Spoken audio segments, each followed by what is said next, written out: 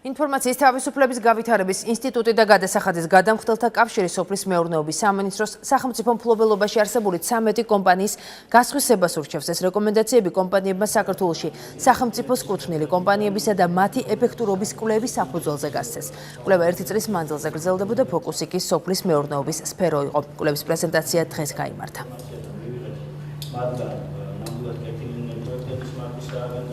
მოგაწოდა ინფორმაცია, რომ კვლევის ფარგლებში დამოკიდებული აქვს დეტალების.